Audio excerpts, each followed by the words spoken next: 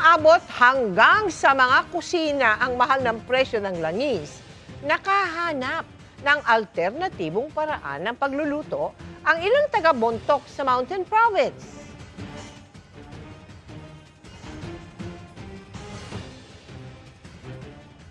Di na kailangan ng LPG o uling dahil literal na mainit at kumukulo ang tubig mula sa bukal sa barangay Mainit.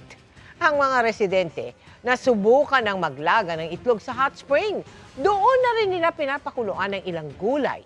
Ang mainit na tubig kaya na rin daw magluto ng instant noodles.